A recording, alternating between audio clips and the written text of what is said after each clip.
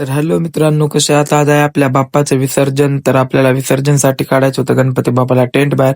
त्यासाठी आम्ही करतो टेंट मोडायला सुरुवात करून आम्ही आणून घेतो हार आणून घेतल्यानंतर आम्ही घालतो हार. कारण की आज गणपती बाप्पाचा शेवटचा दिवस. त्यानंतर आम्ही नाक्यावरती छोटे गणपती घेऊन येतो.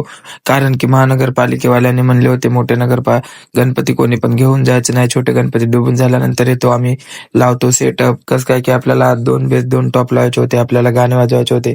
त्यानंतर आम्ही करून घेतो गणपतीची आरती झाल्यानंतर आम्ही बोलवतो किरणवाल्याला बोलवल्यानंतर आम्ही गणपती ठेवून घेतो ट्रॅक्टरमध्ये गणपती ठेवल्यानंतर आपण करतो सेटअप वगैरे चालू. तर हे व्हिडिओ बघा.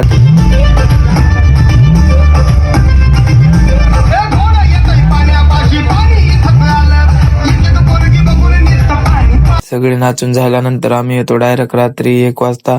खूप सारी इकडे गर्दी होती भावांनो. गणपती तर एवढे मोठे, हे बघा, हे पूर्ण गणपती एवढे विसर्जनासाठी खूप टाइम लागणार होता.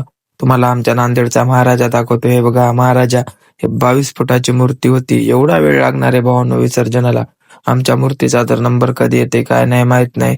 आमच्या मूर्तीला 3 ते 4 वाजतील. त्यानंतर भावांनो आमची मूर्तीला सांगितलं होतं की चला विसर्जनाला जायचं म्हणून. नाही म्हणलं तरी रात्रीचे 4 वाजत होते आणि आमच्या मूर्तीचा नंबर आला होता. त्यानंतर आम्ही किरणमध्ये बांधून घेतो मूर्ती वगैरे. फिट्ट पूर्ण बांधल्यानंतर आम्ही उचलतो मूर्ती मूर्ती उचलल्यानंतर भावांनो करतो मूर्तीचं विसर्जन करण्यासाठी नेतो पाण्याकडे. आज आपल्या गणपती बाप्पाचा आखरीचा दिवस होता. पूर्ण मंडप उद्यापासून पूर्ण खाली आपल्या मूर्तीचे विसर्जन होते बघा. मग विसर्जन झाल्यानंतर आम्ही येतो घरी भावांनो. भेटूया पुढच्या व्हिडिओमध्ये.